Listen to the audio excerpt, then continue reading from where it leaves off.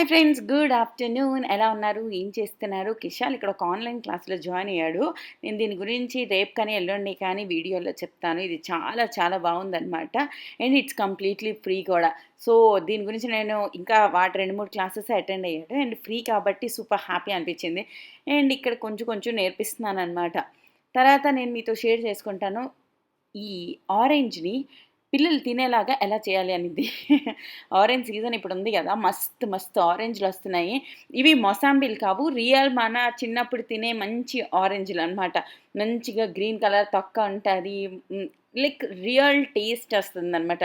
దీనికి నేను ఇలాగ కట్ చేస్తాను. ఇది ఒక సూపర్ టిప్ అండి. మీరు కనుక మమ్మీలు అయ్యి ఉంటే మీకు ఇది చాలా చాలా అవసరం వస్తుంది. నేను చిన్నప్పుడు ఇలా కత్తిరితో కట్ చేయకుండా గోర్లతో తీసేదాన్ని. లైక్ ఆ మధ్యలోది దాన్ని విడగొట్టడం ఎక్కువ నొప్పి వస్తుంది అనమాట. అండ్ ఇందులో బోల్డ్ అంతా సిట్రిక్ ఉంటుంది కాబట్టి అది మన గోర్లకు కూడా సాఫ్ట్ చేసేస్తుంది. మనకి గోర్లు ఇరిగిపోవడం లాంటివి అవుతాయి. ఇలాగ ఒక కత్తిరితో తీయండి, సూపర్ హ్యాపీ అయిపోద్ది. ఒక ఆరెంజ్ తినేవాళ్ళు 2-3 ఆరెంజ్లు హ్యాపీగా తినేస్తారు. కుషాల్కి మెయిన్లీ అందులో పిక్కలు ఆ తొక్కలు అంటే అసలు ఇష్టం ఉండదు. చాలామంది ఫైబర్ అంటారు కానీ లైక్ ఇట్స్ ఓకే అనమాట. జ్యూస్ కన్నా ఇది బెటరే. సో ఇలా నేను బాక్స్లో పెట్టి ఉంచేస్తాను. వాళ్ళిద్దరూ హ్యాపీగా ఆ మామని తినేస్తారు. బాగుంది ఐడియా. ఆ పనులన్నీ చేసి వచ్చిన తర్వాత నేను ఇప్పుడు చేస్తున్నాను నా కోసం బ్రేక్ఫాస్ట్. అసలు ఇది ముందు అది వెనకాతల అయింది, బట్ అది ఇటు ఇటు అటు మార్చాను అనమాట. క్లిప్స్ ఎందుకు మార్చానో నాకు కూడా తెలీదు.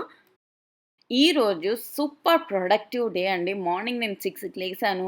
నేను ఒక 2 రౌండ్స్ సైక్లింగ్ చేశాను, అరౌండ్ 2 కిలోమీటర్స్ లాగా. దాని తర్వాత ఒక 15-20 మినిట్స్ వాకింగ్ చేశాను. మంచిగా పాటలు విన్నాను. ఇంటికి వచ్చి కొంచెం స్ట్రెచ్చింగ్ ఎక్సర్సైజెస్ చేశాను. ఎక్కువసేపు కాదు, జస్ట్ ఒక 10 మినిట్స్ లాగా, జస్ట్ బాడీని యాక్టివ్గా ఉంచడానికి. అండ్ న్యూ ఇయర్ వచ్చేస్తుంది కదా 2 మంత్స్లోని. మీరు కనుక నా పాత సబ్స్క్రైబర్ అయితే మీ అందరికీ గ్యారంటీగా తెలుసు, ఏదైనా న్యూ ఇయర్ ఏదైనా రెజల్యూషన్ తీసుకున్నప్పుడు ఆ రోజు నుంచి కాదు, దానికి 1 మంత్ ముందు నుంచి మనం చేస్తే మనము ఆ టైంకి ట్రాక్లో పడిపోతాం అనమాట. సో నాకు 2022లోని ఫిట్గా, ప్రొడక్టివ్గా, హ్యాపీగా ఉండాలని చాలా అనిపిస్తుంది. 2021 నాది డే మొత్తం అరే రే ఇలా అయిపోయింది అంటే ప్రతి ఒక్కరిని సపోర్ట్ చేయడంలోనే నా నా ఈ 2 సంవత్సరాలు వెళ్ళిపోయాయి. నాకు నేను సపోర్ట్ చేసుకోలేదు. ఎప్పుడైతే ఫ్యామిలీ స్మూత్గా రన్ చేయాలనుకుంటామో వెనకాతల బ్యాక్గ్రౌండ్లో చాలా వర్క్ చేయాల్సి వస్తుంది. ప్రతి ఉమెన్ చేస్తారు అలా. నేను చెప్పట్లేదు నేను ఒక్కదాన్నే పుడింగిలాగా చేస్తానని, బట్ ఈసారి నాది కొంచెం ఎక్కువే చేశానని నాకు అనిపిస్తుంది అనమాట. నా గురించి నేను ఆలోచించుకున్న దానికన్నా పిల్లలకి వాళ్ళందరి వర్క్స్ టైం టు టైం అవ్వాలి అంటే బ్యాక్గ్రౌండ్లో ఒకరు కంపల్సరీగా వర్క్ అన్న చేయాలి.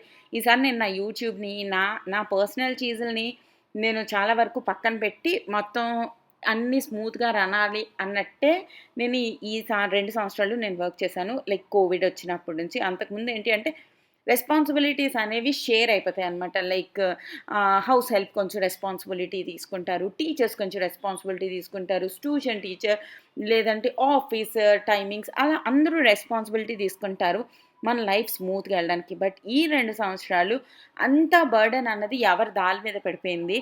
So everyone facing lot of burden అనమాట. అంటే అందరూ ఒక 50% పని చేయగలరంటే అందరూ 80% వాళ్ళని స్ట్రెచ్ చేసుకొని మరీ పని చేశారు. సో ఇప్పటికైనా దీని మీద కొంచెం పులి స్టాప్ పడి అందరూ కొంచెం ప్రశాంతంగా ఉండాలని నేను అనుకుంటున్నాను అనమాట. అండ్ 2022లో నా మీద నేను ఎక్కువ కాన్సన్ట్రేట్ చేయాలనుకుంటున్నాను. నా వర్క్ మీద, నా హెల్త్ మీద అండ్ నా పిల్లల గురించి అనుకోండి. ఎక్కువ కాన్సన్ట్రేట్ చేయాలనుకుంటున్నాను. తర్వాత నేను శుభ్రంగా స్నానం పానం అన్నీ చేసి వచ్చి రెడీ అయ్యి కూర్చుని కొన్ని బ్రాండ్స్ ఉంటాయి కదా, వాళ్ళు మంచిగా ఇవన్నీ పంపిస్తారనమాట, కీ పాయింట్స్ ఇవన్నీ. మీరు ఇవన్నీ కంపల్సరీగా మీ వీడియోస్లో యాడ్ చేయాలి అని చెప్పి. సో అవన్నీ నేను నోట్ చేసుకుంటున్నాను, బై హార్ట్ చేస్తున్నాను అవి. తర్వాత మా మమ్మీ వాళ్ళకి ఎవరెవరికి మెసేజ్లు పంపించాలి వాళ్ళకి మెసేజ్లు పంపిస్తున్నాను.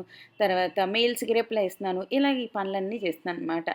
దాని తర్వాత నేను మీకు చూపిస్తున్నాను మా స్నాక్ క్యాబినెట్. ఇది మా మీ హాల్లోని ఇది ఉంది కదా, ఏంటబ్బా క్రాకరీ యూనిట్ అంటాం కదా, అక్కడ నేను ఒక చిన్న ప్లాట్ఫామ్ చేశాను. ఇక్కడ అన్ని రకాల స్నాక్స్లు ఉంచాం అన్నమాట. పిల్లలు ఇంట్లో ఎవరికి ఏంటి ఆకలేస్తే వచ్చి హ్యాపీగా వాళ్ళు తినేస్తారు. ఏం తినాలి అని మనల్ని అడగాల్సిన అవసరం లేదు. ఫస్ట్ ఇది వచ్చేసి గట్టి పకోడీ, ఇది ఒరిస్సా స్పెషల్. దాని తర్వాత నువ్వులుండలు, జంతికలు, తర్వాత ఇంకొకటి ఏదో ఉంది, ఒట్టంగులు అంటారు. మరి మీ అందరికి తెలుసో లేదో నాకు తెలీదు. దాని తర్వాత ఉన్న ఈ సుప్పులు, మా ఇంటికి గెస్టులు వచ్చారు కదా, లైక్ మీ అందరికీ తెలియదు కానీ మా ఇంటికి ఒరిస్సా నుంచి కూడా కొంతమంది వచ్చారు. వాళ్ళు ఇవన్నీ మోస్ట్లీ తీసుకొచ్చారనమాట. ఇవి మా ఆడబడుచు చేసి మాకు పంపించారు. అదేంటంటే ముడి మిక్చర్ అనమాట. దాని తర్వాత ఇదొచ్చేసి డైమండ్ షేప్లో ఉండే బిస్కెట్లు, దాని తర్వాత మిక్స్చర్, దానిదే బ్యాలెన్స్ ఉంటే ఇది. దాని తర్వాత ఇక్కడ పెట్టాను ఈ మూడి ఉండలు. ఇవన్నీ ఇక్కడ ఉంటే ఎవరికి కావాలో వాళ్ళు హ్యాపీగా తీసుకొని తింటారనమాట.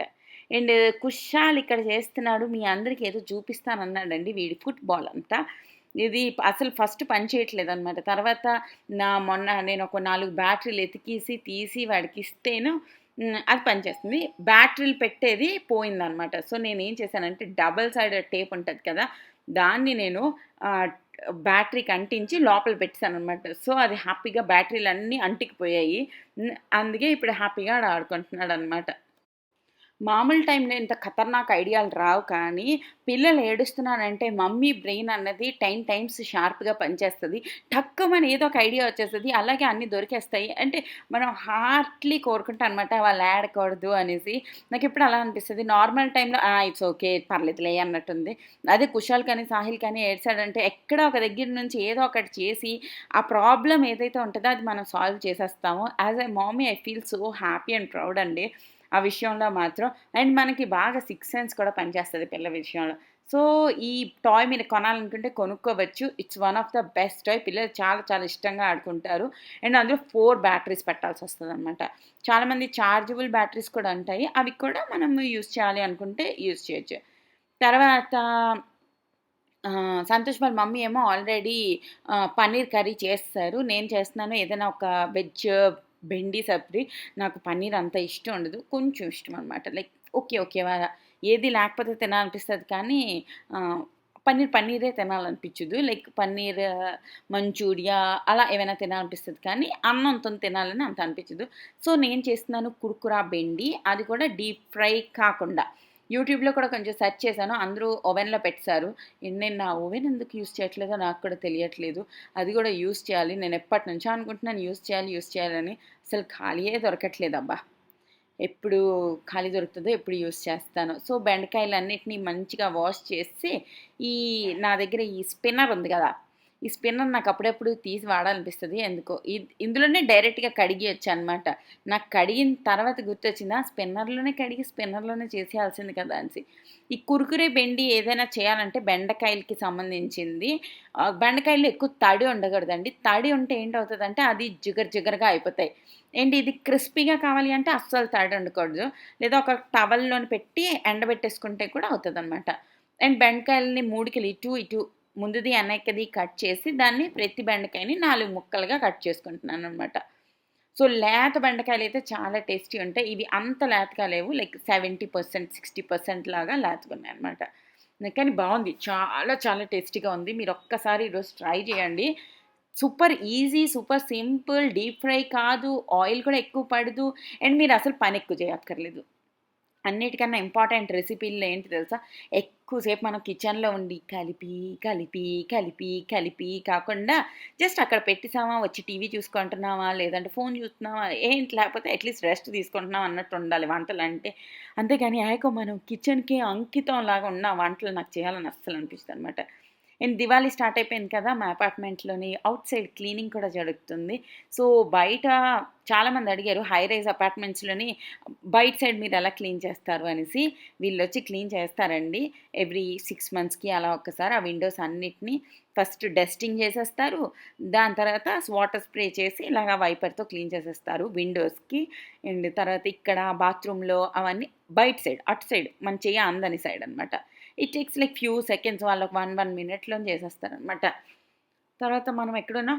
ఈ కుర్కురే భిండి దగ్గర ఉన్నాం కదా!